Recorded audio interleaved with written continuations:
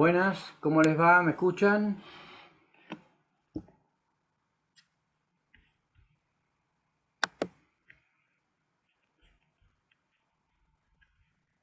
Hola, profesor, ¿se escucha? ¿Se escucha bien? Bueno, ahora ya voy a compartir pantalla para que sigamos con lo del otro día.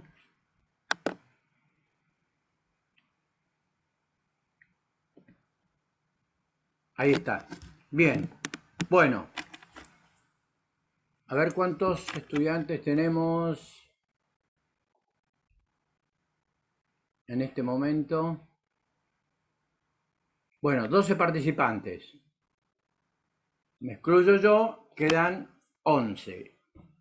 Lo primero que quiero conversar con ustedes, bueno, por supuesto que el lunes tuvimos que cambiar con Leandro y le quedó pendiente del presupuesto dos organismos de control muy importantes que los vamos a ver, que son la SIGEN, o sea, la Sindicatura General de la Nación, y la Contaduría, sobre todo porque es la Contaduría la que elabora la cuenta de inversión, que sé que él les comentó, nos empezó a comentar. Ahora vamos a terminar con el mercado y con la unidad 2 y vamos a ir a la unidad 3, que es cuentas nacionales. Lo que les quiero transmitir, y esto es muy importante, el lunes 20 vamos a tomar el examen presencialmente en la Facultad de Derecho.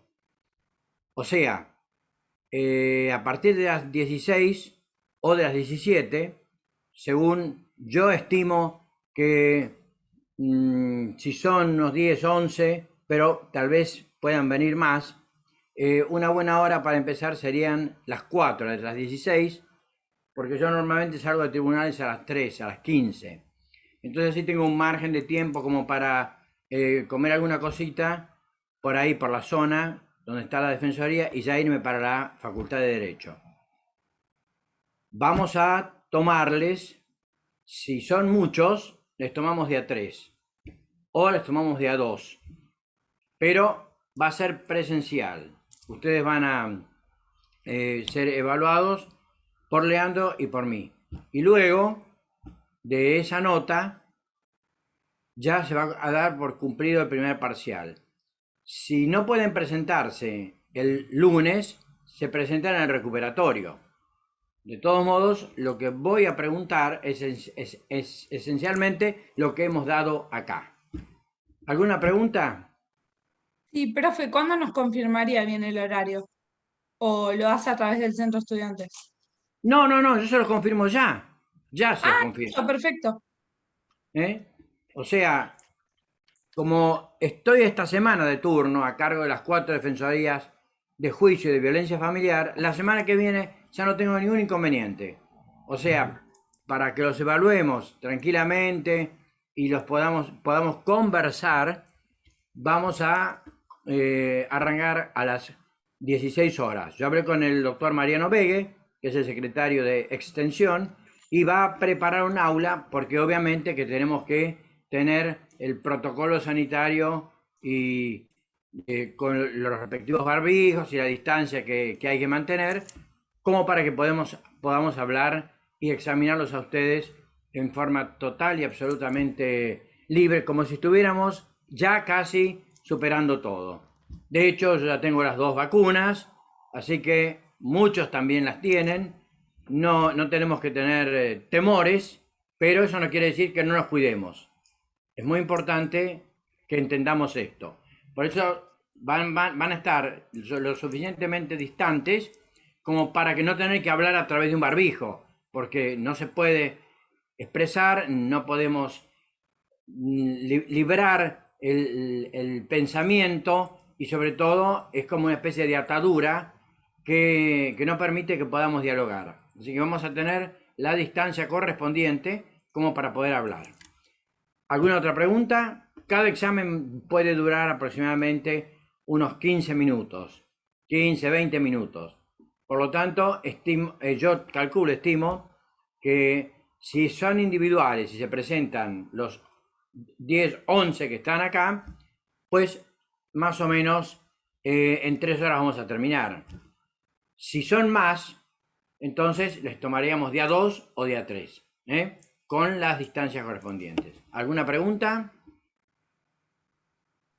No, ninguna, profe. Bueno, muy Gracias. bien.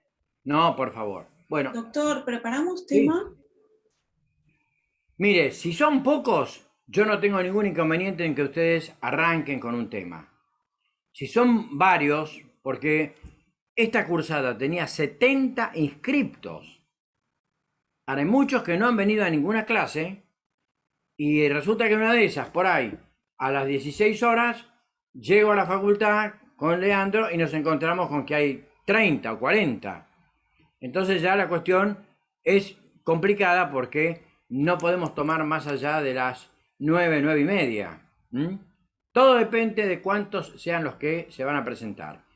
Ahora, yo les sugiero que preparen un tema, porque si son pocos, es una forma de que ustedes se relajen, se vayan tranquilizando. De todos modos, aunque prácticamente hace un año y medio que no se rinde un examen oral, en realidad han comenzado a rendir exámenes y por lo tanto no creo que tengan inconvenientes. Bien, ¿alguna otra pregunta? Bueno, vamos entonces a continuar con la unidad 2 de microeconomía y ya para terminarla, y como les dije, el mercado es una de las cuestiones más trascendentes, más esenciales dentro del concepto de la microeconomía. Lo que tenemos que ver es que en nuestra Constitución, el sistema de nuestra Constitución es de libertad de las fuerzas económicas, quiere decir, libertad de la oferta y de la demanda. Por lo tanto, no cabe ninguna duda que se trata de un sistema de libre mercado. Bien. Entonces, el título del programa dice claramente: el mercado, definición, equilibrio del mercado, excedente del productor y el consumidor, y el excedente social y la intervención en los mercados. Muy bien. Ahí le pongo, el mercado es una institución Profe, no se social. ve el power. No se ve el power. Ah, espere. O los demás lo ven. No lo ven. Bien, entonces No se voy ve. a volver nuevamente a compartir. Dejo de compartir y vuelvo nuevamente a buscar que se comparta. Espérenme un momentito. Vamos a compartir pantalla. Ahí está. Bien, a ver ahora.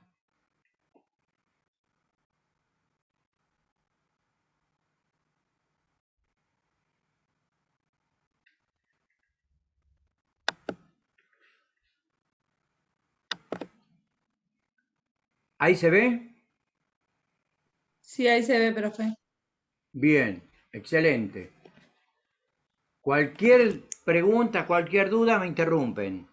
Tenemos el tiempo suficiente como para poder ver hoy los temas que les he estado comentando. Bien, entonces fíjense ustedes que yo ahí les pongo que el mercado es una institución social en la que bienes y servicios, así como factores productivos, se intercambian libremente. ¿Esto qué quiere decir?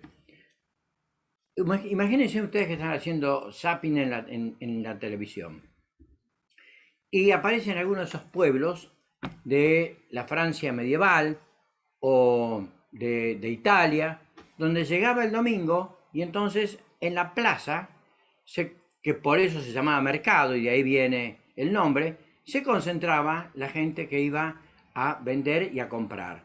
Entonces aparecían los que llevaban los productos de granja, los que llevaban gallinas, huevos, zapallos, tomates, etc. Y entonces ahí, según la cantidad y según el precio que se ponía, se negociaba el sistema. O sea, era la realidad de una libre circunstancia, libre situación de mercado. Y decimos bienes, pero también decimos servicios, porque ustedes recuerdan que dentro de la unidad comienza hablando de necesidades, bienes y servicios. O sea, ¿qué es el bien? Es algo que satisface una necesidad.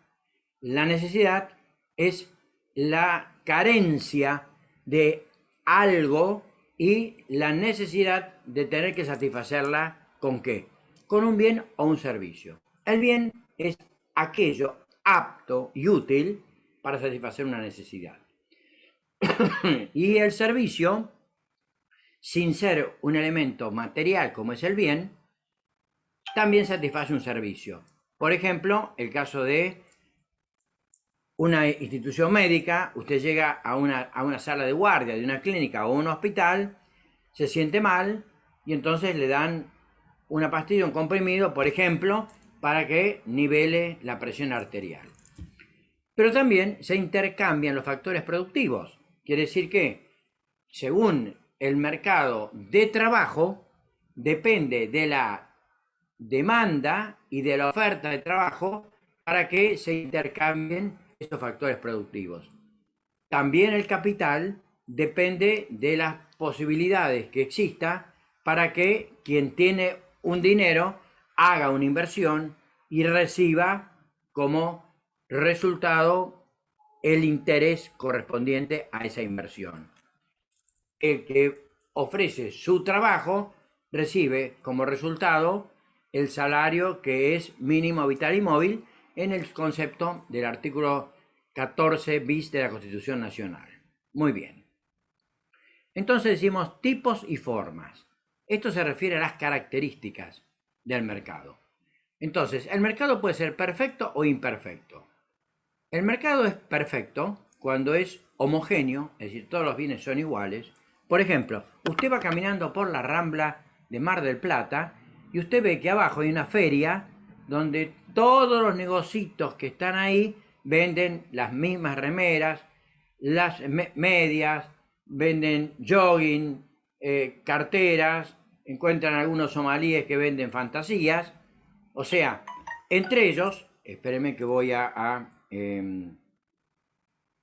silenciar el celular. Entre ellos, obviamente que no va a haber precios. Puede haber alguna que otra cosa distinta, pero no van a variar los precios porque si no, usted va a ir al que tiene el precio más económico.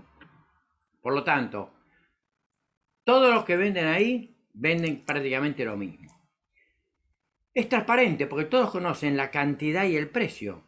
O sea, todos saben cuánto es. Usted puede querer buscar una remera de un equipo de fútbol.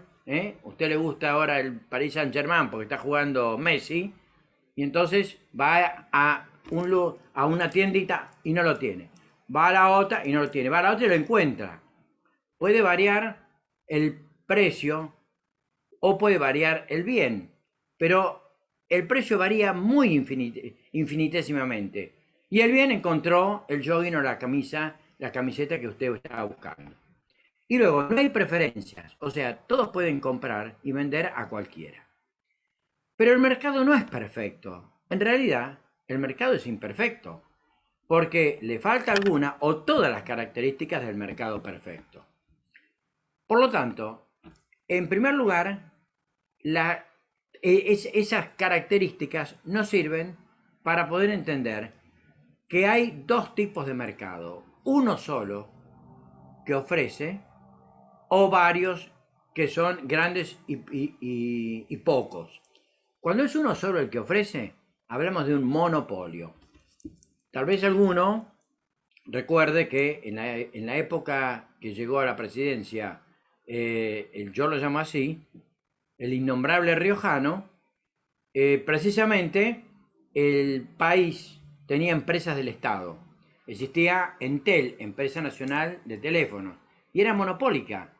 Quiere decir que no existían las empresas de celulares, después empezaron a llegar, pero en ese momento usted quería un teléfono, tenía que ir a caer con Entel. O sea, monopólica. Por lo tanto, había uno solo que ofrecía y ese solo era el que ponía el precio del bien. Ahora, cuando son pocos y grandes, por ejemplo, petroleras o, suponga usted, grandes supermercados, o sea, Disco, Macro, Toledo, son pocos y grandes. Petroleras, bien, tiene Shell, YPF, Aspro, o sea, ahí hablamos de un oligopolio. ¿Por qué es importante esto?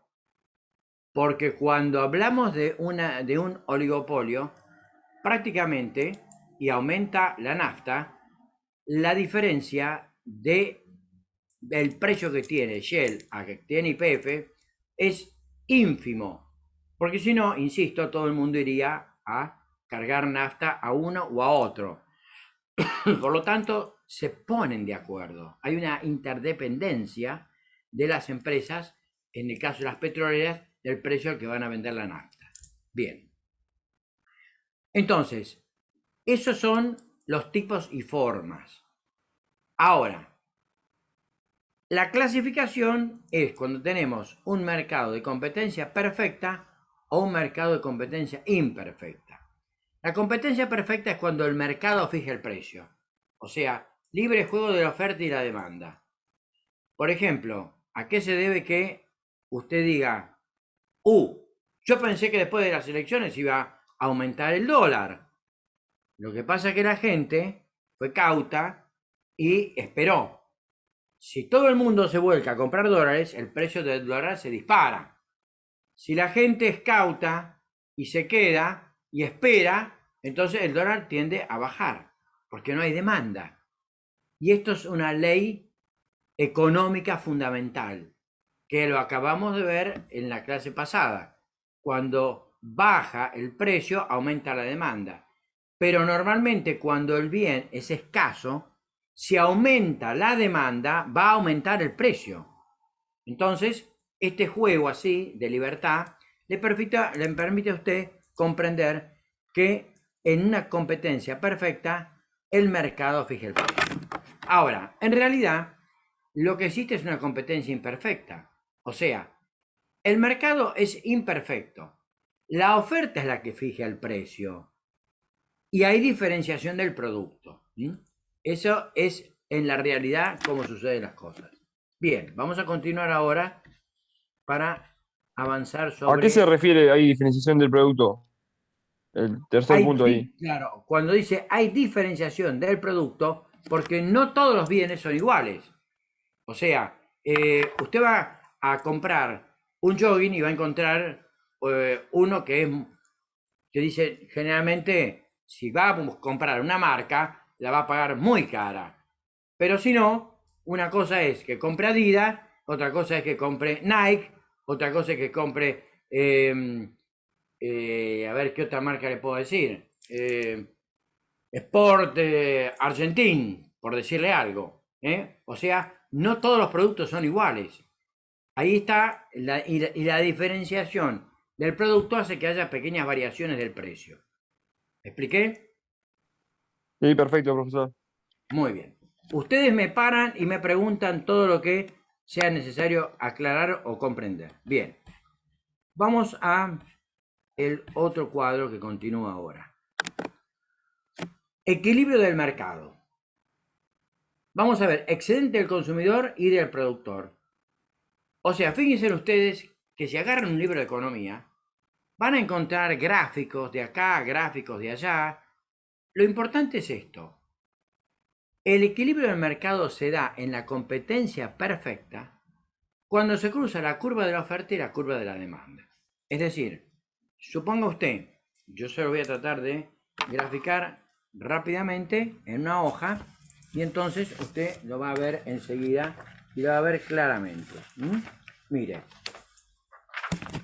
yo le hago ahora las rectas cartesianas ortogonales. Usted tiene ahí, fíjese, acá tiene 1, 2, 3, 4, 5, 6, 7, 8, 9, 10, tiene precio. Y acá tiene 1, 2, 3, 4, 5, 6, 7, 8, 9, 10, tiene cantidad. Los economistas utilizan la Q, cantidad. Entonces, la curva de la demanda le dice que a medida que va bajando el precio va aumentando la cantidad demandada. Si prácticamente algo comenzó valiendo 10 y termina valiendo 1, usted va a terminar comprando la cantidad de 10. ¿Se ve más o menos? ¿No lo ven? Bueno, miren, a ver si lo ven ahí. ¿Ve? La curva de la demanda es decreciente porque acá en esto tenemos acá tenemos el precio, de 1 a 10. Y acá en la horizontal tenemos la cantidad. La curva de la demanda es decreciente. ¿Ve? Pero la curva de la oferta es ascendente, o sea, comienza acá y va subiendo. Fíjese, ¿por qué la curva de la demanda, perdón, de la oferta es ascendente? Porque a medida que va aumentando el precio, el productor pone mayor cantidad de bienes en el mercado. Hay un punto en el cual se cruzan la curva de la demanda con la curva de la oferta. ¿Y qué es este? Este punto se denomina punto de equilibrio del mercado. Este punto es el equilibrio del mercado. Bien, entonces, cuando esto es la competencia perfecta, pero esto en realidad no existe. Lo que existe es un excedente del consumidor o un excedente del productor. ¿Cuándo se da un excedente del consumidor? Si aumenta la demanda, o sea, si comienza a aumentar, usted tiene acá, pero suponga usted que va para acá, se corre la curva y entonces si va aumentando la demanda, hay escasez de bienes, entonces aumenta el precio. Quiere decir que el mercado siempre va a buscar su nuevo punto de equilibrio. Por ejemplo, en un lugar como la Argentina, donde los bienes son escasos, donde los productos agropecuarios se dice que tienen precios rígidos, cuando aumenta la cantidad, si se comenta que va a venir una inflación muy grande y todo el mundo va a comprar, por ejemplo, aceite, obviamente que al aumentar la demanda, entonces, ¿qué va a hacer el productor? Le va a decir, no le voy a permitir que compre más de 2 botellas por persona, porque si no, cuando quiere acordarse, se quedó sin aceite porque se lo compraron todo. Entonces va a aumentar el precio cuando hay un exceso en el consumo. Ahora, suponga usted, como yo les decía, que aumenta la oferta. Por ejemplo, Mar del Plata, sale el precio de la merluza, por ejemplo, 100 pesos el kilo. Y el langostino sale 500 pesos el kilo.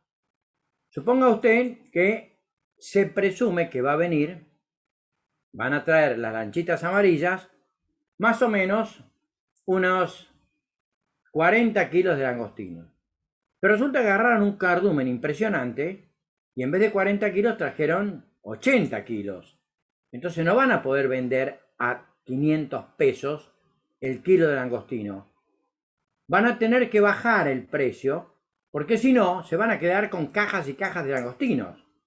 Entonces cuando aumenta la oferta, por ejemplo, sube una buena pesca, el productor está obligado a bajar el precio para que pueda nivelar el mercado.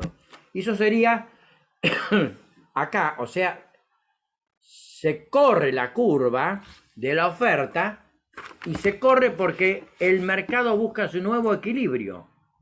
Por eso el equilibrio del mercado tiene la virtualidad que siempre el punto va a depender de que sea excedente del consumidor o que haya un excedente del productor.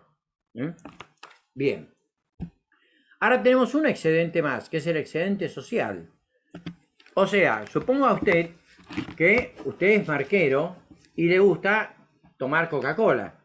Pero resulta que va al supermercado y, oh sorpresa, la Coca-Cola se disparó, se fue a las nubes y entonces usted dice, bueno, voy a, como decíamos, los determinantes de la demanda, bueno, voy a ir al bien, complementario o al bien sustitutivo. O sea, voy a buscar OK Cola.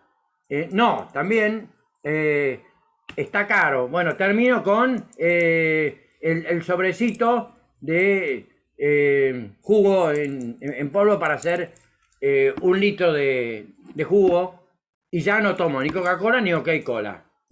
Por eso, algunas marcas, algunos supermercados tienen una segunda marca y se llama segundo precio porque es una marca alternativa o un bien sustitutivo o complementario según hasta dónde se haya subido el precio del bien principal que usted va a buscar.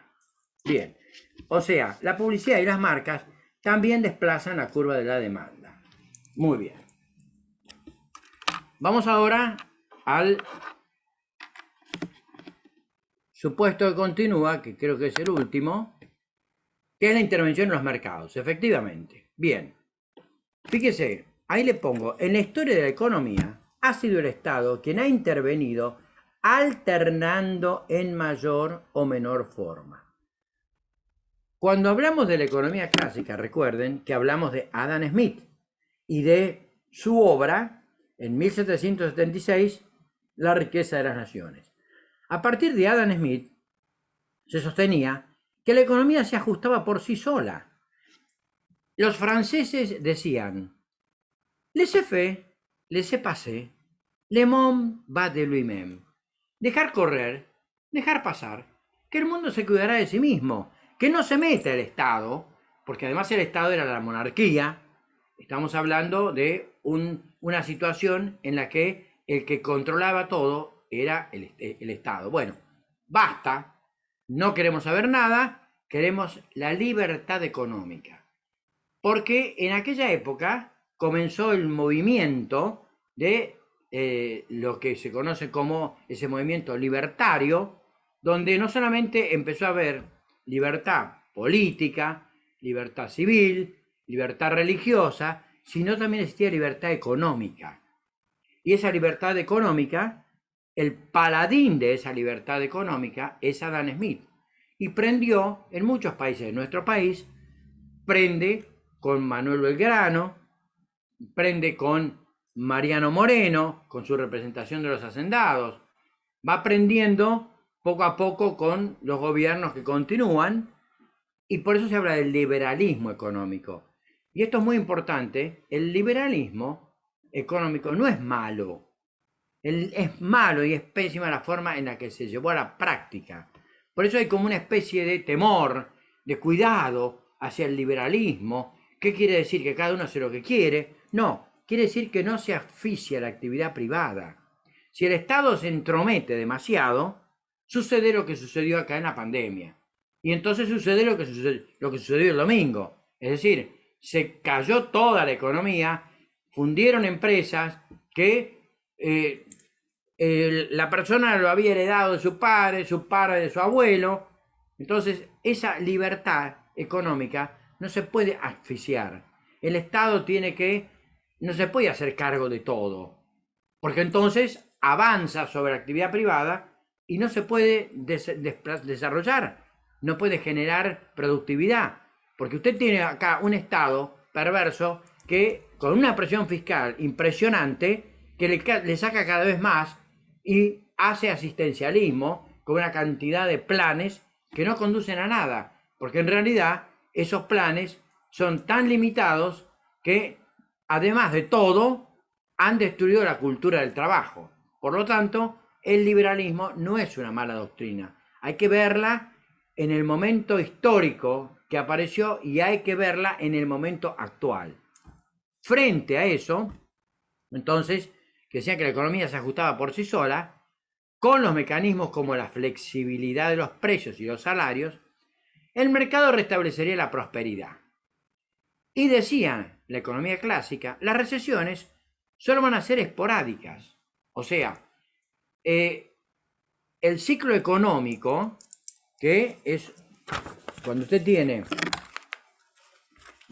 si acá tenemos productividad y acá tenemos tiempo, entonces se va dando como una especie de rulo, así, que dice que el ciclo económico tiene un momento de auge cuando hay buen salario, cuando usted tiene posibilidad de ahorrar, cuando la economía muestra que el nivel de trabajo está en un casi pleno empleo, la balanza comercial nos da excedente, pero si aumenta demasiado la demanda, entonces el sistema no puede satisfacerlo y la economía entra en recesión, empieza a caer. Cuando la economía empieza a caer, entonces quiere decir que ya no se compra, el productor no va a producir porque no va a poder vender. Para los clásicos, la recesión era simplemente esporádica, porque siempre iba a salir al mercado con su libre juego. Recuerden que Adam Smith hablaba de una mano mágica que regulaba el libre juego de la oferta y la demanda. La doctrina liberal fue continuada por la doctrina monetarista. Y ya Leandro en su momento les habló de Milton Friedman, que dijo, no puede haber mucho dinero en el sistema, porque cuando hay mucho dinero, la gente compra mucho y entonces los costos se elevan. Por eso usted va a países desarrollados, si usted va a Europa y quiere pagar con 100 euros, lo van a mirar muy seriamente y le van a decir, no, no le voy a cobrar, pague con la tarjeta de crédito. Si usted va a Estados Unidos y quiere pagar un café con 10 dólares, le van a decir, no, no le voy a cobrar.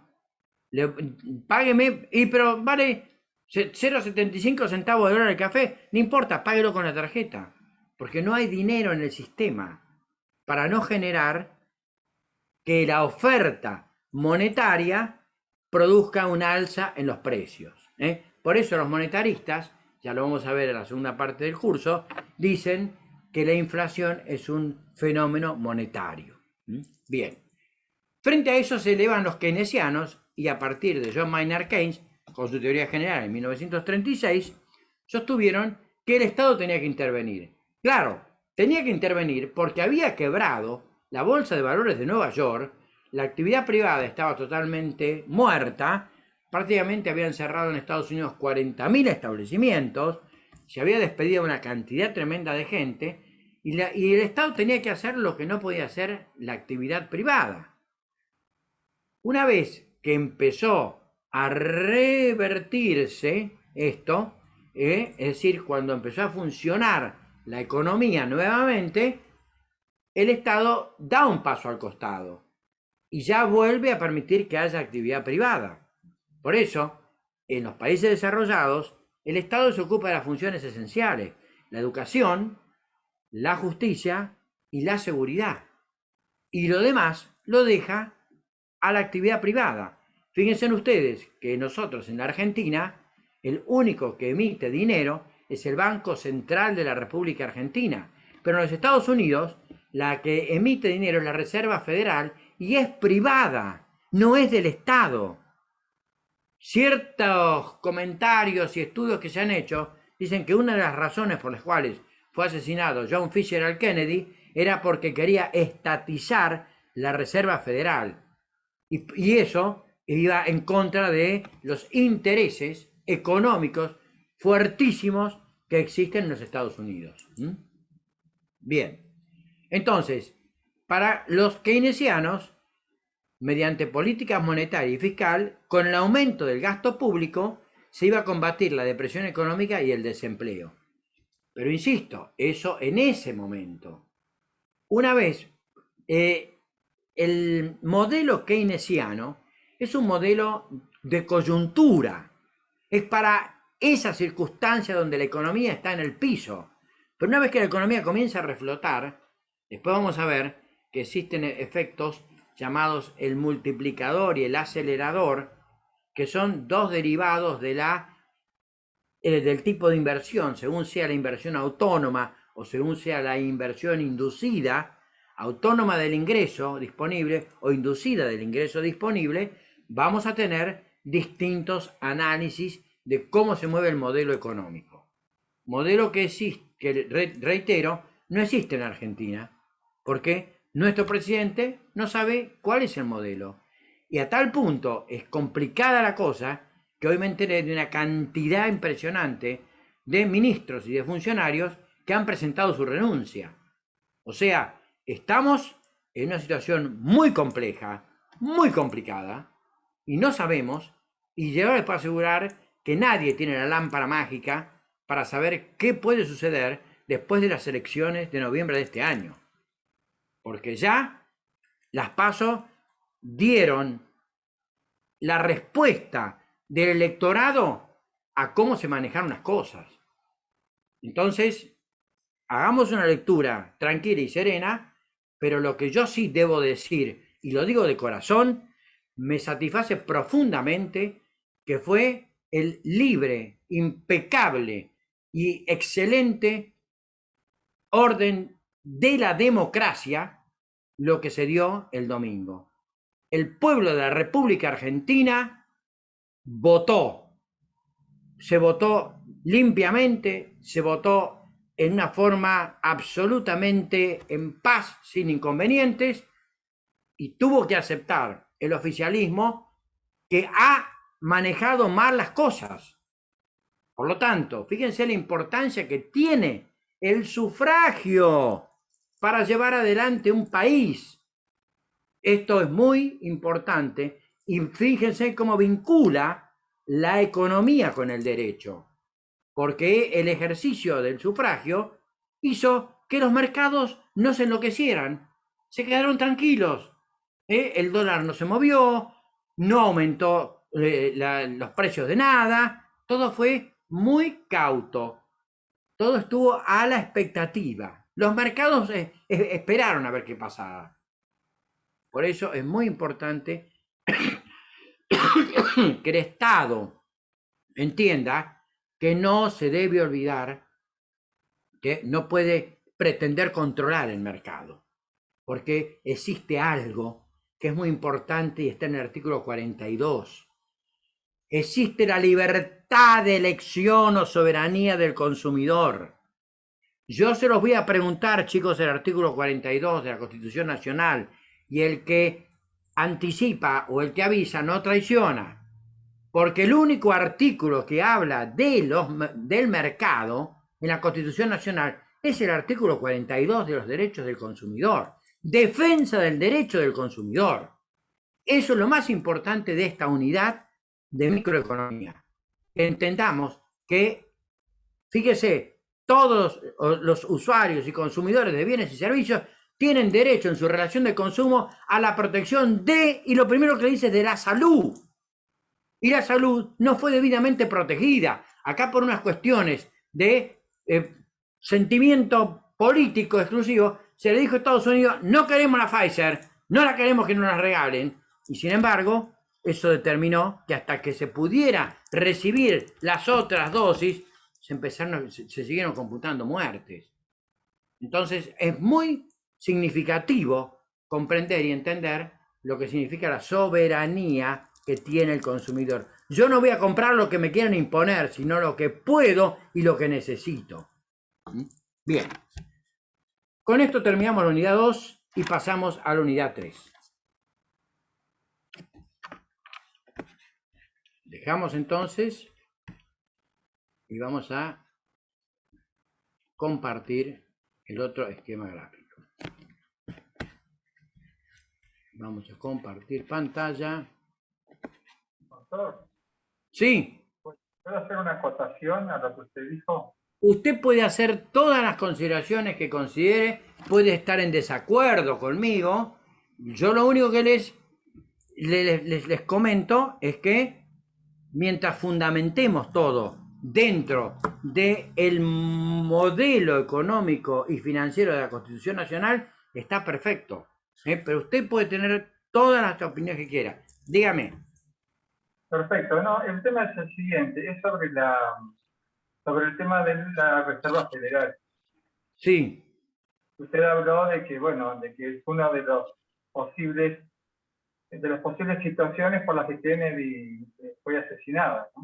Es una de las versiones que hay que quiso estatizar la Reserva Federal, o sea, en Estados Unidos, quien imprime el dólar es una entidad privada. Exactamente. Y el Bien. tema es el siguiente. Hubo otro presidente, Sí, fue Abraham Lincoln, que también le había sacado a la Reserva Federal la emisión monetaria y se la había dado en manos, le había puesto en manos del Estado.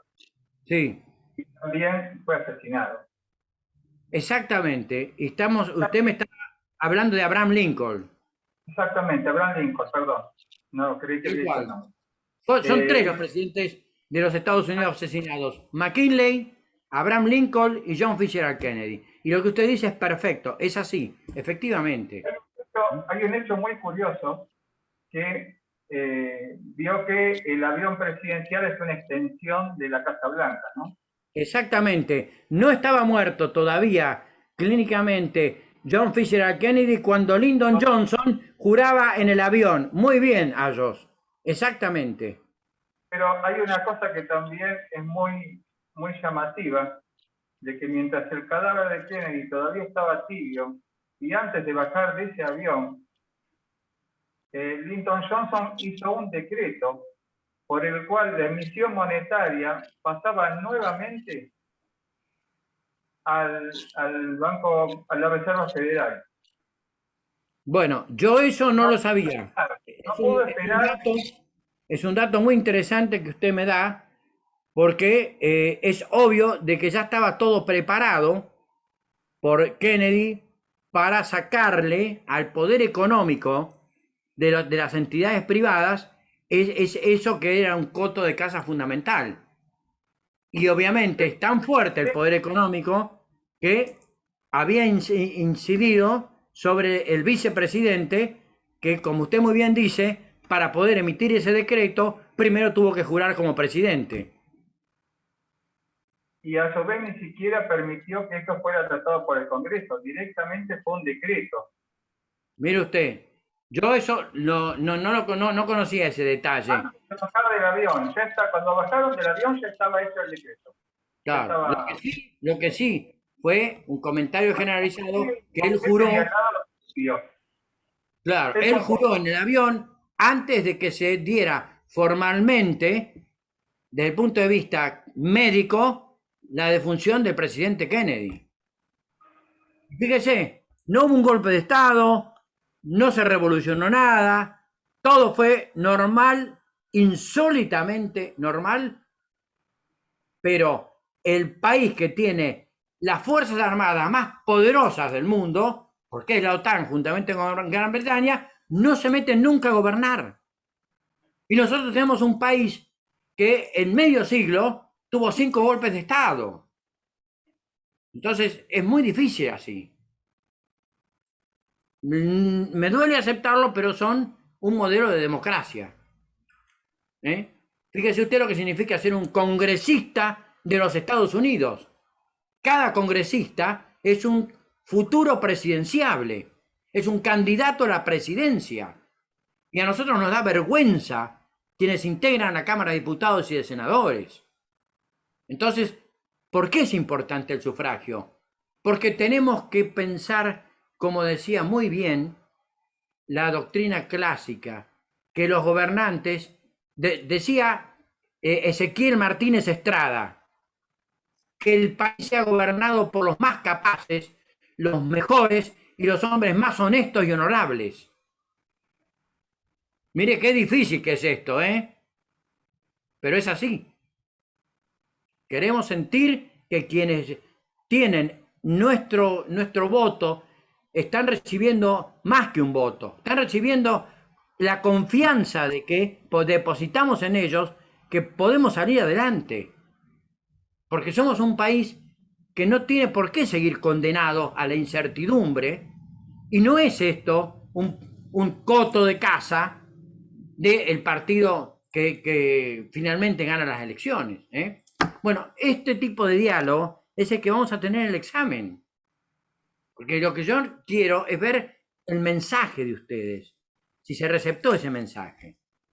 No nos olvidemos que la Constitución, en el artículo 1, dice bien claramente La nación argentina adopta para su gobierno la forma representativa, republicana y federal. No me puede venir a mí a decir la vicepresidenta que Montesquieu no sirve para nada, que el espíritu de las leyes y el sistema republicano no tiene sentido, porque entonces la división de poderes no puede no existir en un país republicano. Una república tiene un poder legislativo que hace las leyes, un poder ejecutivo que las sanciona y un poder judicial que castiga su incumplimiento.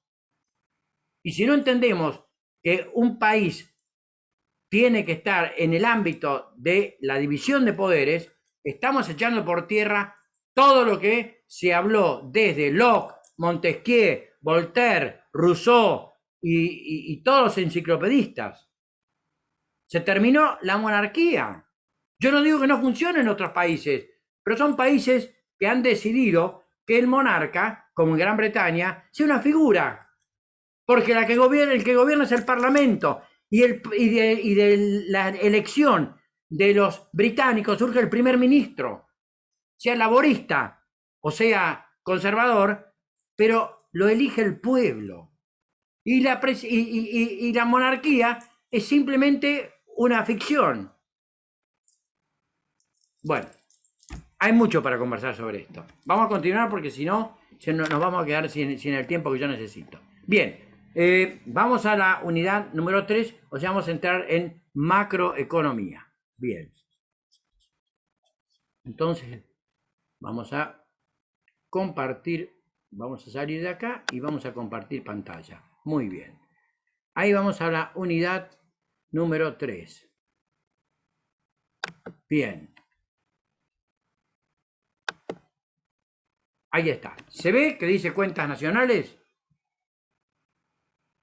No, profe, sigue en el mismo Power. Bueno, entonces vamos a ir nuevamente a compartir pantalla.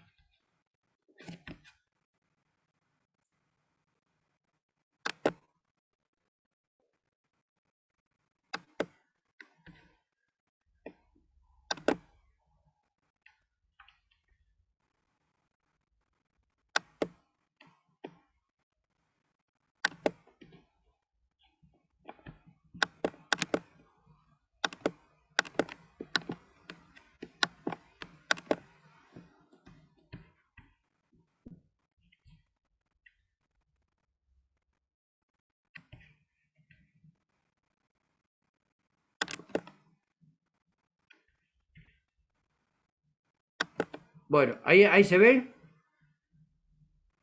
Sí, ahí sí. Perfecto. Bueno, ustedes no saben lo que yo tuve que aprender sobre esto. Realmente no tenía idea de nada. Y la gran ventaja que me dio la pandemia es poder ponerme a estudiar y analizar cómo podía llegar a ustedes con este sistema de esquemas gráficos y de PowerPoint. Bien, vamos entonces a el primer gráfico. Bien, se ve que ahí dice la macroeconomía, magnitudes macroeconómicos fundamentales. Sí, sí, se ve. Bueno, excelente. Muy bien. Entonces, fíjense que yo ahí lo que le pongo es lo siguiente. Ustedes vieron que la economía tiene dos grandes divisiones, la microeconomía y la macroeconomía. La microeconomía es el estudio de las unidades económicas de demanda y de oferta, y donde se cruzan o se encuentran la demanda y la oferta surge el mercado. Pero es el estudio de la unidad de consumo familia y el estudio de la unidad de producción empresa. Esa es la microeconomía. La macroeconomía surge después de la crisis del 29, cuando nuevamente se lo llama al Estado y se le dice, mire, la verdad es que ya la actividad privada no puede solucionar esto, entonces es necesario y es imperioso que usted como Estado nos solucione este problema, y entonces Keynes elaboró el sistema de el financiamiento por déficit. No importa que debamos mucho, pero necesitamos recurrir a que nos presten otros países para poder invertir, para que pueda hacer el gasto público. Ese es el sentido del artículo 75, inciso 8, que también lo voy a preguntar, porque dice que el presupuesto debe contener todos los años el plan de inversiones públicas, porque el Estado tiene que invertir. Entonces, la macroeconomía, una cosa es micro y otra cosa es macro. La macroeconomía es el estudio del funcionamiento de la economía global en su conjunto. O sea, es el estudio del conjunto de las variables macroeconómicas, como por ejemplo la producción total de la economía, quiere decir la productividad. Por eso es muy importante el inciso 19 cuando habla de que una de las funciones esenciales del Congreso es proveer a la productividad de la economía, generar empleo, la tasa de desempleo, evitar que caiga la moneda, o sea, sostener el valor de la moneda. Estamos hablando a nivel general de precios. El saldo de la balanza comercial, que lo vamos a ver cuando veamos el sector externo, que es lo que realmente le da al país sangre, la exportación de lo que produce el país. Entonces, y la cantidad de dinero que hay nos va a hacer ver el concepto y sentido que tiene la economía monetaria. Bien. O sea, se trata de responder a las causas de por qué nuestro país está tan condenado a no producir, está tan condenado a que haya permanentemente desempleo, está tan condenado a la inflación, este fenómeno que parece increíble, pero no se puede solucionar. Porque a mí no me digan que en lo que va del año ha habido un 32% de inflación. Por favor. Ayer estaba mirando un programa económico y dice, con la inflación del mes de agosto, estamos en lo que va del año en un 32%. No seamos hipócritas. Ya estamos arriba del 50 o del 60%. Y vamos a terminar el año con una inflación del 100%. Y no le digo nada si usted tiene que financiar saldos de tarjeta de crédito, porque ya le están cobrando el doble. Entonces, acá tenemos que empezar por pedirles a nuestros gobernantes un sinceramiento de la economía. Cuestión fundamental. Bien. Hablamos de los sectores productivos. En economía tenemos tres sectores: el sector primario, el sector secundario, como ven ahí, y luego tenemos el sector terciario. Bien, voy a correr un poquitito esto para que avancemos ahí. Un poquitito más. Ahí está. El sector primario son los bienes de la naturaleza, o sea, la agricultura, la ganadería, la pesca, la minería, o sea, lo que produce la naturaleza. Y que nosotros tratamos de que se produzca lo más redituable. Lo que pasa que acá se destruyó el cereal para producir soja, porque en realidad ubicamos mejor en el exterior el producido de soja y perdimos, y esto no es un tema menor, al dejar de exportar carne, perdimos la cuota Hilton, mucho de la proporción de la cuota Hilton. Existe una especie de torta que le dice que cada país tiene asignado un pedacito de la exportación de carne en el mercado internacional. Ese pedacito hay que cuidarlo mucho. Nosotros teníamos un 5, llegamos a tener un 15%. A principios del siglo XX, la Argentina tenía un PBI que era superior a países del Commonwealth como Canadá, Australia y Nueva Zelanda. Y era maravilloso. Usted tenía dinero argentino y ese dinero valía en el exterior. Hoy no vale nada el peso argentino. Y yo le digo que, sin ser economista, la única forma de que el país no caiga en el default el año que viene por no poder pagar la deuda externa va a tener que ser devaluar. Ya perdimos 11 ceros en el camino. vamos a seguir perdiendo 2 o 3 años más. Porque no hay otra forma de solucionar. Fíjense que se está hablando posiblemente de la impresión del billete de 5.000 pesos, ya ni siquiera del 2.000. Entonces, mire usted, va al banco y saca un fajito así chiquitito.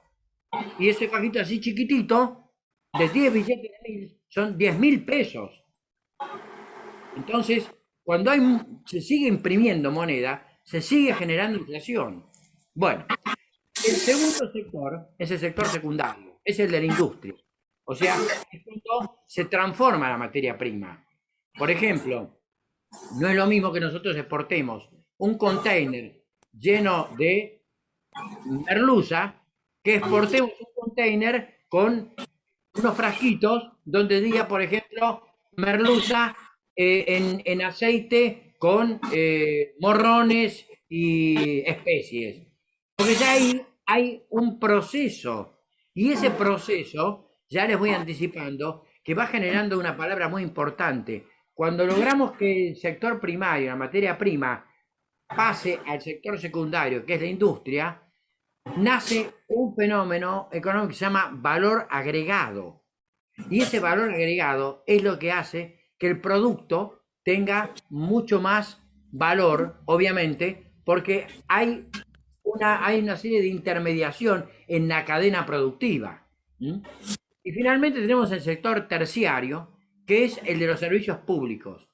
O sea, el Estado tiene que sostener la administración pública, tiene que sostener la justicia federal, tiene que sostener el Congreso, tiene que sostener los ministerios, tiene que sostener las embajadas, que yo lo digo con toda sinceridad.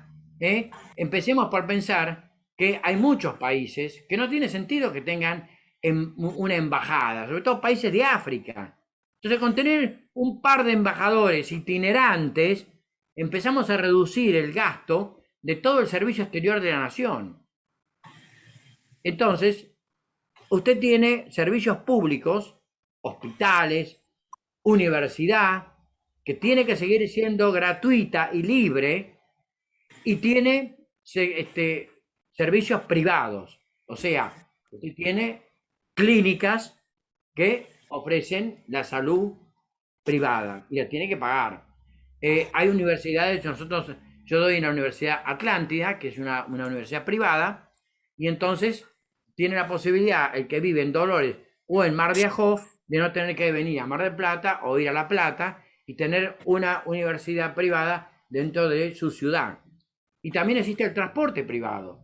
Fíjese que cómo cambiarían las cosas si nosotros empezamos a pensar que Mar del Plata es una ciudad que, por ejemplo, este verano va a explotar de turismo, porque nadie sale del país. Empecemos a pensar en la concesión de las aerolíneas low cost, o sea, de bajo costo, aviones de no más de 40, aviones, hay empresas extranjeras que fabrican aviones que son suizos, y entonces tienen una autonomía de vuelo de 700, van hasta 700 kilómetros por hora.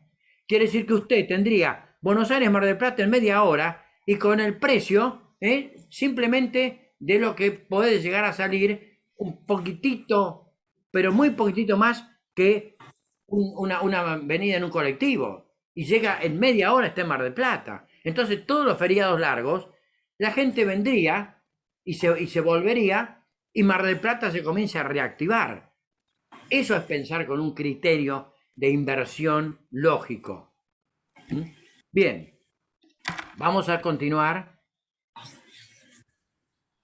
con dos conceptos muy importantes. O sea, ¿de qué hablamos cuando decimos los componentes de la macroeconomía? Hablamos de el Producto Nacional, sus componentes y el ingreso nacional. Son dos cosas completamente distintas. Una cosa es el Producto Nacional, que es el valor total de todos los bienes y servicios, y lo voy a correr un poco esto, finales que produce el país en un año. ¿Y por qué le digo finales? Porque si usted no dice bienes y servicios y no dice finales, va a computar los intermedios. y entonces va a incurrir en lo que se llama la doble contabilidad y nunca vamos a poder saber realmente cuál es el valor de lo que el Producto Nacional es lo que comúnmente se conoce como PBI, o sea, Producto Bruto Interno. Bien, los componentes son la C. La C es el consumo. El consumo para satisfacer la necesidad de la economía doméstica. Luego tenemos la IB, quiere decir la inversión bruta privada, o sea, son los bienes de capital. Aclaro que el consumo, el 1, es el privado, porque el 3 es la G, quiere decir gasto público. Esto es lo que el Estado gasta en bienes y servicios. Por ejemplo, en algo que ha desaparecido y que era el transporte más económico que tenía la Argentina, que es el ferrocarril. Usted tenía que exportar vino y entonces ponía el producto que se fabricaba en Mendoza, San Juan, arriba del tren, el tren llegaba hasta Buenos Aires, de Buenos Aires era subido a los barcos y entonces, o a los aviones y Ezeiza, y de ahí iba al exterior. Pero fue tan malo el sistema que no solo se destruyó el ferrocarril, sino que se destruyó la flota mercante de la Argentina. Nosotros no tenemos barcos para llevar grandes cosas. Tenemos que contratar barcos extranjeros para que nos traigan o nos lleven. Y por eso tenemos que pagar el flete y esos fletes son muy caros. Y se encarece de esta manera el producto final de lo que queremos exportar. Bien. Y luego tenemos la NX, que quiere decir exportaciones netas, que es la diferencia entre lo que se importa y lo que se exporta. Si lo que se importa es mayor que lo que exportamos, vamos a tener lo que se conoce como el saldo exportador neto deficitario. Muy bien, señor Ayos, muy bien. Si lo que importamos, lo que exportamos es mayor que lo que importamos, vamos a tener un superávit en la balanza comercial y entonces vamos a poder decir, bueno, una buena cosecha de soja nos permite que solucionemos el déficit primario, que es el déficit fiscal inmediato que hay que solucionar y por lo tanto no estamos a los manotazos con los préstamos. Entonces fíjese que yo trato de hacerse lo más sencillo posible. Lo que no entiendo es por qué se complica tanto la economía del país que nos pone a todos en un susto, en una angustia, en un estado de ansiedad de lo que puede llegar a pasar. Eso no debería ser así. Llevamos 36 años y 8 meses de democracia y todavía no sabemos qué tipo de país queremos tener. Cuando Japón y Alemania a los 15 años, después de ser derrotados en la Segunda Guerra Mundial, ya eran potencias en Europa y en Oriente. Entonces esto es muy importante. Sinceremos de una vez por todas qué tipo de país queremos. Y la economía es fundamental, porque además la economía nace de leyes que se sancionan en el Congreso. Y esto tiene que entenderse. No se puede gobernar un país por DNU. No se puede porque además no se puede establecer impuestos. Está prohibido expresamente que DNU se aplique para cuestiones tributarias. Acá estamos permanentemente atropellando la Constitución Nacional. Por eso esta materia tiene este aspecto magnífico que los abogados y los estudiantes de Derecho tienen todos los elementos como para entender. Hoy ustedes se dan cuenta que hay una cantidad de artículos de economía que trae la Constitución Nacional. No es la Constitución Nacional una cantidad de artículos políticos o de derechos sociales. También son derechos económicos. Bien. El ingreso nacional es otra cosa. Es el reparto de la torta. O sea, es el ingreso total que reciben, como ahí le pongo, y ahora voy a bajar rápidamente, es el ingreso total que reciben los propietarios de los factores productivos. A ver cómo andamos de tiempo. Bien. Tal vez les pida que me aguanten unos 10 minutitos más, pero así puedo abordar los mecanismos de control. Esto lo vamos a terminar rápidamente. Ya sabemos lo que es el Producto Nacional. Ahora vamos a ver qué es el ingreso nacional. El ingreso nacional es la remuneración o la retribución que reciben los propietarios de factores productivos. Por ejemplo, el que tiene un campo y lo alquila, o sea, la tierra, va a recibir una renta. El que tiene un capital va a poner la plata para invertir, pero como yo les dije en su momento, ya no estamos en la Florencia de los Medici, o la Roma de los Borgia. Hoy el que tiene plata quiere su rédito. Entonces es lógico que el inversor venga y quiera hacer su diferencia. Nosotros le vamos a abrir las puertas al inversor, pero le vamos a poner las condiciones que corresponda para que se lleve lo que tiene que llevarse. Bien, el trabajo, factor productivo fundamental, recibe el salario. Nadie trabaja gratis, porque se trabaja para sobrevivir, para subsistir. Y la empresa, que es el gran aporte de Alfred Marshall, que no tiene nada que ver con el plan Marshall, que algunos estudiantes a veces confunden o me dicen, no, el plan Marshall fue un plan que se hizo para sacar a los países europeos que estaban en una situación muy compleja, incluso hasta Alemania, luego de la Segunda Guerra Mundial. Alfred Marshall es un economista que fue profesor en Cambridge y que fue uno de los profesores de John Maynard Keynes.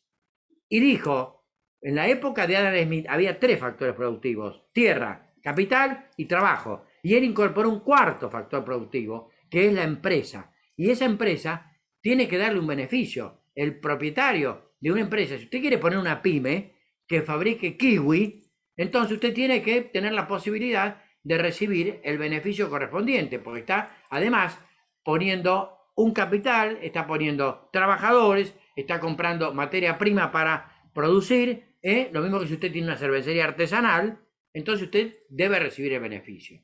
Ese es el ingreso nacional. Es el reparto de lo que cada uno ha puesto. Y la distribución del ingreso nacional es muy importante, porque el que más aporta al proceso productivo es el que más tiene que recibir. Y el que más aporta es el trabajador. Acá los sueldos deberían estar siempre por encima de la inflación para que uno no esté angustiado, porque es necesario que haya consumo. Cuando hay consumo, hay producción. Y cuando hay producción, entonces usted no necesita tener que reducirse, tener que privarse, que se prive su familia. Entonces es importante mire, en España, país que vive en eterna recesión, existen los 1000 euristas y se vive con 1000 euros. Entonces, si allá ellos pueden vivir con 1000 euros y no han cambiado la moneda, porque evidentemente la peseta no servía, entonces nosotros tenemos que entender que los pesitos tienen mucho valor. Pero hoy, ni un café sale 100 pesos, ya lo superó. Entonces quiere decir que hoy, con un billete de 100 pesos, usted no hace nada. Ni siquiera imagínese que le va a dar de propina a alguien que le está limpiando en el semáforo o que está haciendo malabares, porque en realidad ya 100 pesos no es plata. Bien. Hay mucho para hablar y mucho para decir de esto y yo me estoy dominando y no quiero extenderme porque quiero tratar de que ustedes vean todo. Bien, acá vamos a este concepto que yo les decía. La importancia que tiene el valor agregado. ¿Qué quiere decir bienes insumidos y la producción final? Fíjese, ahí le pongo, el valor agregado es el valor de las ventas de... Espere que me voy a correr un poco más, así lo ven bien. Ahí está. El valor agregado es el valor de las ventas de una empresa menos el valor de la materia prima y otros bienes intermedios que se utiliza para producir bienes. Por ejemplo, usted tiene una fábrica de cerveza artesanal.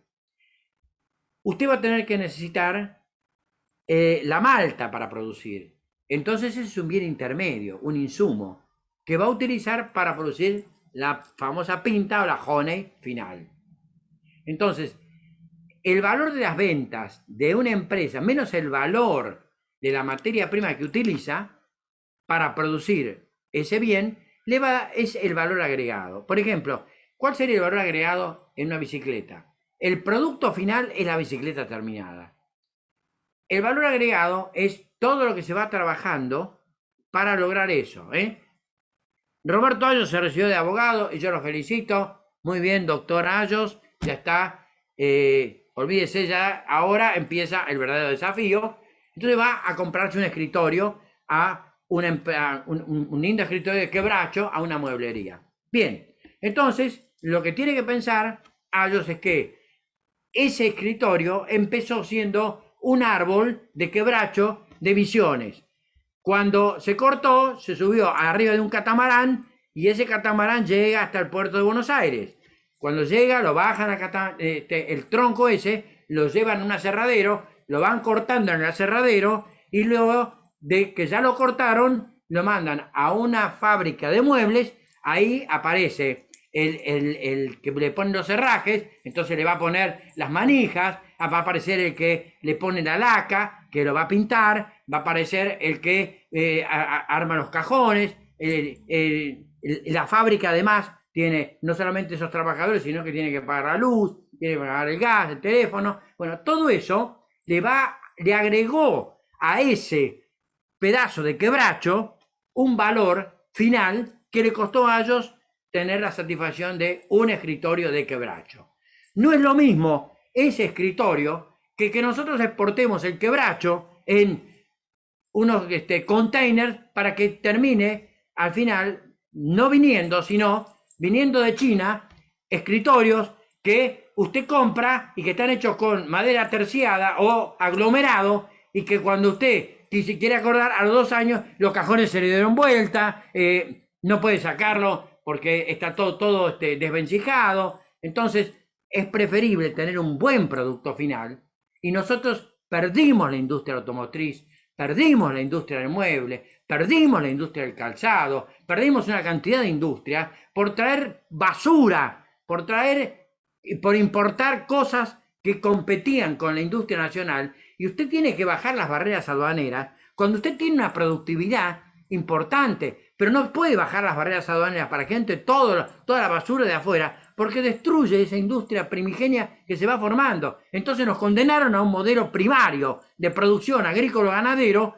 porque no hubo forma de entender que teníamos que generar un modelo productivo industrial.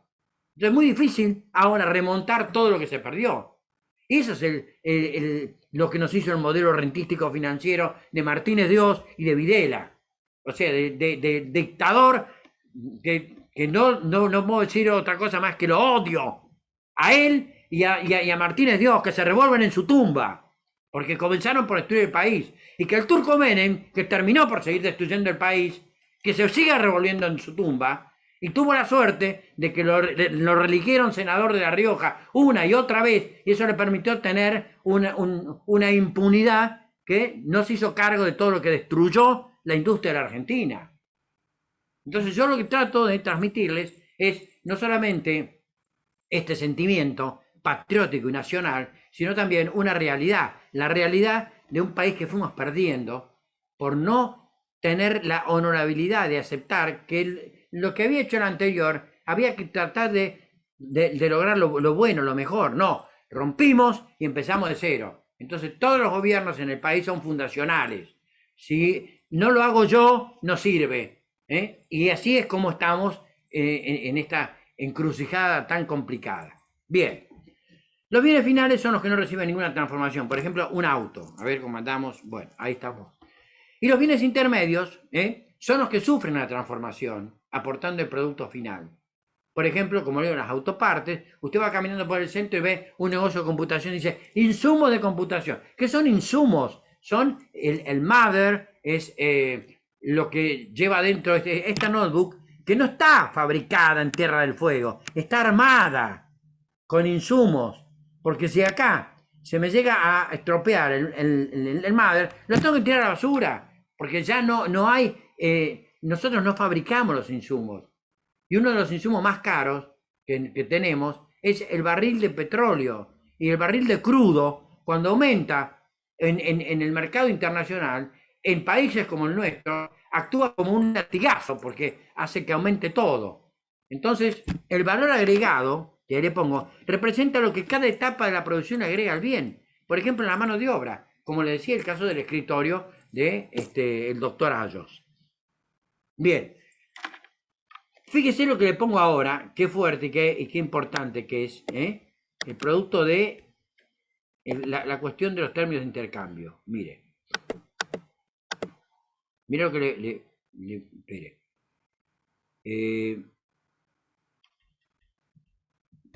Es más abajo. Ahí está. Mire lo que le pongo ahí. Ahí le pongo lo siguiente. Para mejorar los términos de intercambio, se debe propender a mejorar el pase del sector primario al sector secundario.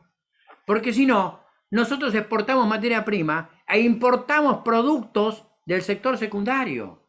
Y esos productos del sector secundario son los productos de la industria. O sea, fíjese, países chiquititos como Singapur exportan software, exportan servicios, porque no tiene para producir vacas, no tiene para plantar, pero solo con el hecho de exportar los sistemas de tecnología moderno, prácticamente es un país desarrollado, impecablemente desarrollado Singapur.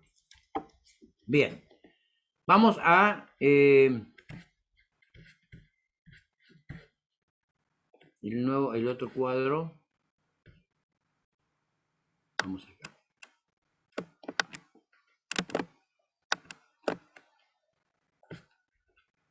Ahí está. Bien, ahí tenemos la diferencia de algunos conceptos importantes que vamos a analizar. Mire usted, ahí tenemos. Diferencia entre el Producto Interno, el Producto Nacional y el Producto Bruto y Neto. El PBI. El PBI es la producción de bienes y servicios en el interior del país. Pero el PBN, o sea, el Producto Bruto Nacional, es el producido solo por las personas físicas o jurídicas que residen en el país. ¿Qué nos importa?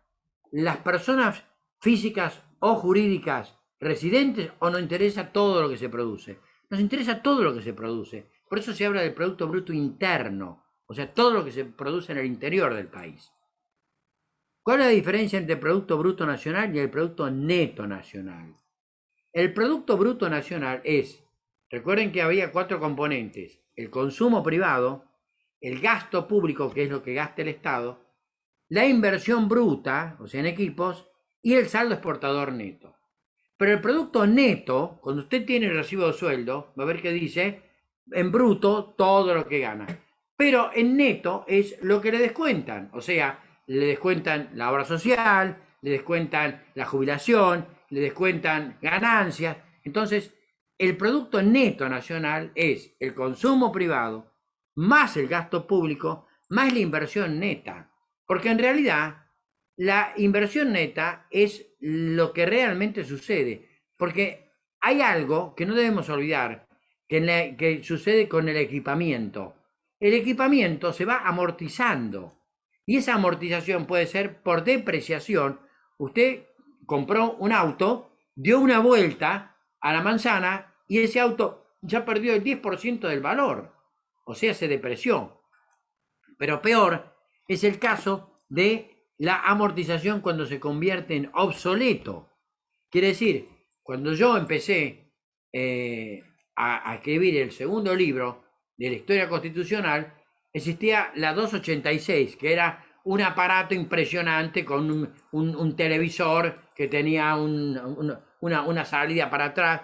Después salió la 386 y hoy en día a mí me maravilla esto, porque realmente es fantástico pensar que yo puedo llegar a ustedes con una notebook, con un aparatito que gracias a los sistemas de cibernéticos me permite que pueda llegar a ustedes.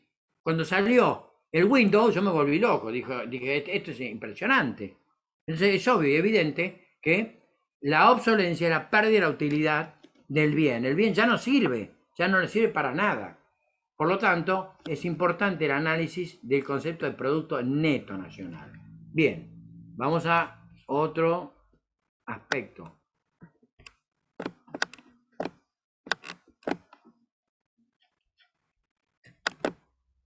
Acá tenemos la importancia que tiene cómo vamos a medir la productividad de la economía.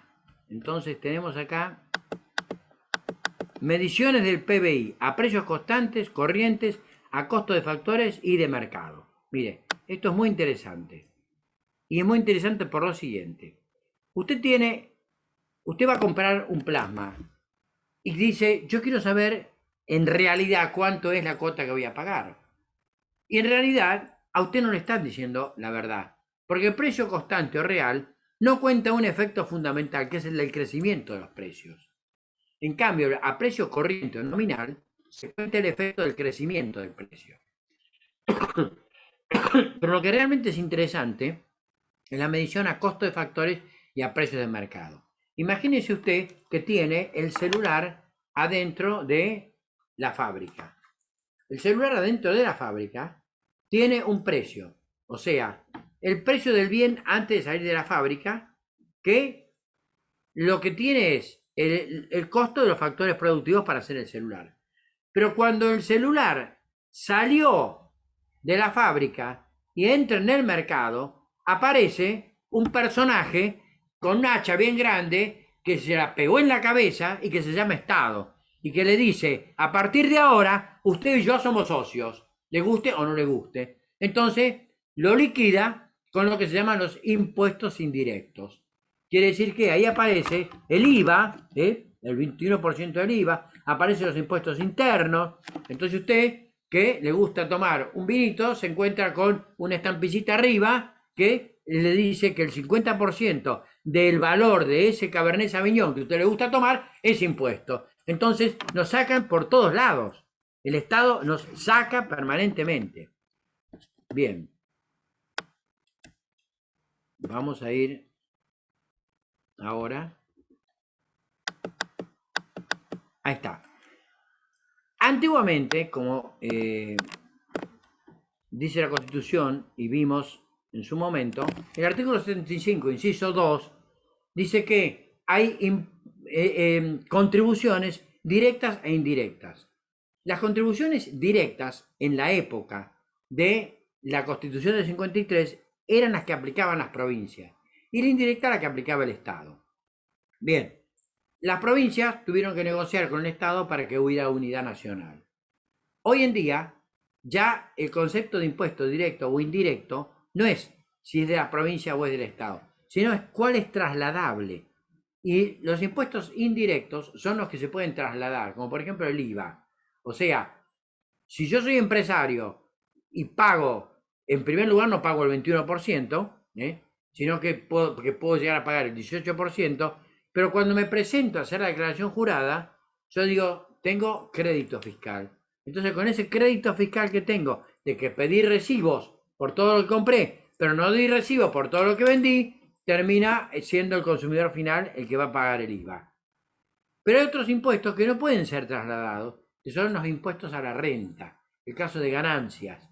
Ganancias es un impuesto directo, usted no se lo puede pasar a nadie. Lo tiene que absorber y aceptarlo como tal. Bien, esa es la diferencia entre impuesto directo e impuesto indirecto. Bueno, continuamos ahora. A ver. Y ya para terminar esta unidad,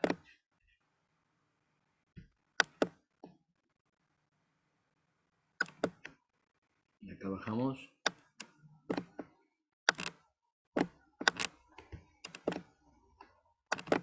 Bien, acá tenemos algunos conceptos importantes para la unidad que sigue, y esos conceptos son ingreso personal, ingreso disponible, ingreso bruto e ingreso neto. El ingreso personal es la parte del ingreso nacional que reciben las personas.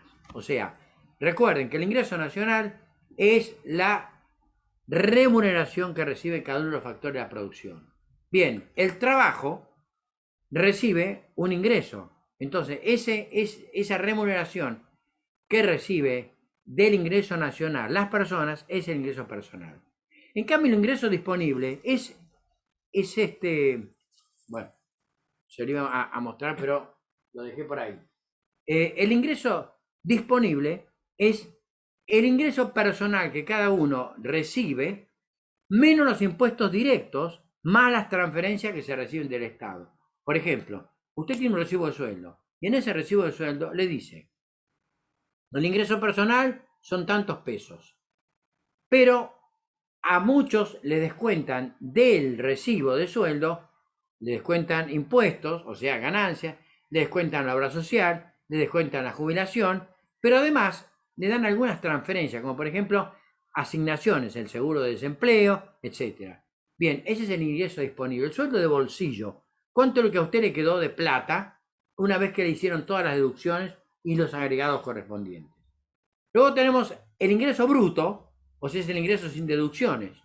¿Cuánto es lo que usted gana en forma bruta? Y el neto es el ingreso con las deducciones. Bien.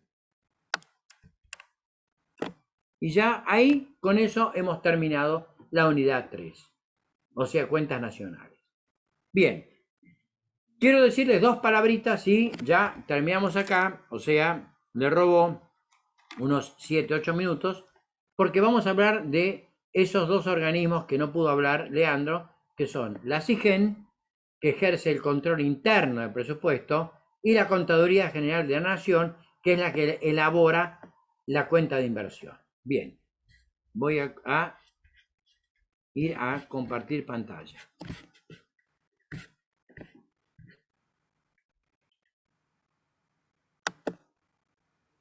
Bueno, entonces vamos a...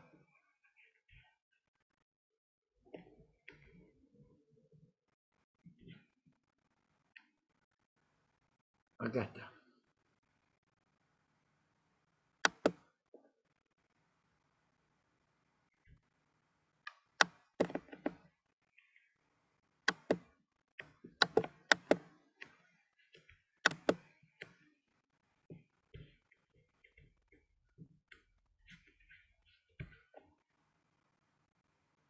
Bueno, a ver.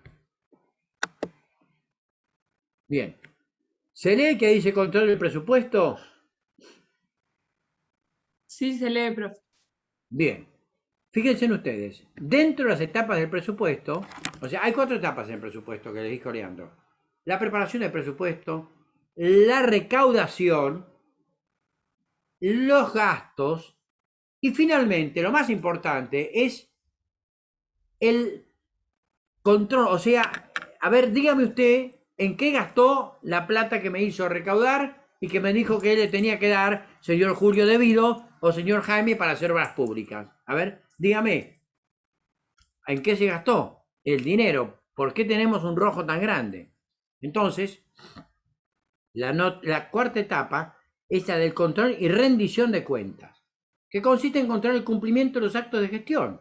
Se trata de comprobar el adecuado manejo de los fondos públicos. A ver si entienden estos señores que nos gobiernan, que los fondos públicos no es la plata de ellos, es la plata del pueblo, que nos han sacado a nosotros, a nuestro esfuerzo con el trabajo, para poder satisfacer las necesidades públicas, para que tengamos salud pública, para que tengamos seguridad, para que tengamos justicia, para que tengamos educación libre y gratuita. Para esto es el dinero.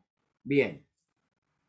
Existen 3 sistemas, un sistema administrativo, que es la Contaduría General y la Tesorería General, uno jurisdiccional, que existió cuando existía el Tribunal de Cuentas, que se disolvió porque la 24.156 creó la Auditoría General de la Nación, y en el artículo 85, que cuidado, que lo voy a preguntar, existe porque es un verdadero organismo de control. ¿Por qué? Porque depende del Poder Legislativo. Por eso es un organismo de control externo de la administración pública. El control interno está a cargo de la Sindicatura General de la Nación. Está en los artículos 96 a 112 de la 24.156. Pero fíjese, depende del Poder Ejecutivo. Quiere decir que el Poder Ejecutivo lo nombra y el Poder Ejecutivo lo remueve. Entonces el Síndico General de la Nación va y le dice a Albertito que hay una diferencia importante de dinero, que es necesario ver que se está produciendo un daño al patrimonio nacional. Y si Albertito le dice, te callás la boca, porque si no, te vas, entonces tiene 2 opciones, o se calla la boca o le presenta la renuncia. Por lo tanto, el control interno no sirve porque depende, lo nombra y lo remueve el Poder Ejecutivo Nacional. Entonces, la SIGEN, o sea, la Sindicatura General de la Nación, que controla a los organismos que dependen del Poder Ejecutivo, que debe poner en conocimiento del Poder Ejecutivo los actos que originen un perjuicio, que debe informar a la Auditoría General de la Nación, y que debe informar a la opinión pública, en realidad es un organismo que no existe. En cambio, sí debería tener, y yo sé que Leandro les ha hablado de esto, del control externo, porque el control externo está a cargo de la Auditoría General. Como yo sé que él les habló, entonces no voy a hablar de la Auditoría General de la Nación, solo les voy a decir que está en los artículos 116 a 125 de la ley, se creó en reemplazo del Tribunal de Cuentas, depende del Poder Legislativo, está en el artículo 85 de la Constitución Nacional, y las funciones son el control de legalidad, gestión y auditoría de toda la administración pública. Sobre todo, el artículo 85 remite, porque primero salió la 24.156 y luego salió la reforma del 94. Quiere decir que se le dio a la Auditoría General de la Nación entidad constitucional. Bien. Importante es esto. Es función de la Auditoría General de la Nación recibir las declaraciones juradas de los funcionarios. Artículo 118 de la 24.156. Y aparece en el artículo 75, inciso 8, que no solamente se trata de fijar anualmente, conforme a la disposición del inciso segundo de este artículo, el presupuesto de gasto y cálculo de recursos de la administración pública, sino también es facultad del Congreso aprobar o desechar la cuenta de inversión. ¿Qué es la cuenta de inversión? Es la explicación de en qué se gastó la plata. O sea, es la rendición de cuenta del ministro, por ejemplo, de Relaciones Exteriores, que le dijo al Estado: mire, la embajada argentina en Tokio, en Japón, está bastante deteriorada en el frente, así que hay que pintarla, hay que arreglarla. Bueno, muy bien, ahí tiene la partida. Ahora, muéstreme. La verdad que si es Japón no tengo problema, porque sé que los japoneses son casi perfectos. Ahora, si vamos a otro país y le decimos la embajada de Argentina en Paraguay, y no sé, la embajada argentina en Ecuador, y no sé, a ver si se arregló o no se arregló el embajador con el que hizo los arreglos de la embajada, etcétera. Eso se lo dejo a la libertad de ustedes. Pero lo importante es esto. La cuenta de inversión es la facultad del Congreso para aprobar o desechar esa rendición de cuentas. Bien, y acá es muy importante lo siguiente. La cuenta de inversión es un documento. Bueno, espere que me pasé de largo. La cuenta de inversión es un documento que contiene los estados de todos los movimientos del Tesoro. Lo prepara la Contaduría General de la Nación. Esto es muy importante. Todos los organismos deben remitir dentro de los 2 meses de finalizado el ejercicio financiero. Como es anual, del 1 de enero al 31 de diciembre, al llegar el primero o el día 2, porque el primero no es laborable, tienen que empezar a remitirle a la contaduría todos los montos que se gastaron en función de la plata que se pidió. O sea, por ejemplo, la Facultad de Derecho tiene que elevar la contaduría, Facultad de Derecho, a la Contaduría General de la Universidad Nacional a ver cuánto se gastó de sueldo, cuánto se gastó de luz, de gas, la reparación de los ascensores, etc. Bien. La contaduría presenta al Poder Ejecutivo, arma la cuenta de inversión y la tiene que presentar antes del 30 de junio del año siguiente. Entonces, ahí llega a una entidad que creó la 24.156, que es la Comisión Parlamentaria Mixta Revisora de Cuentas. Fíjese, así se llama. Esa comisión mixta se llama así porque está integrada por diputados y por senadores. Entonces, acá viene el tema de la responsabilidad. O sea, fíjese que la 24.156 le dice que los que manejan fondos públicos son responsables por dolo, culpa o negligencia. O sea, prácticamente son ilícitos civiles, no son penales.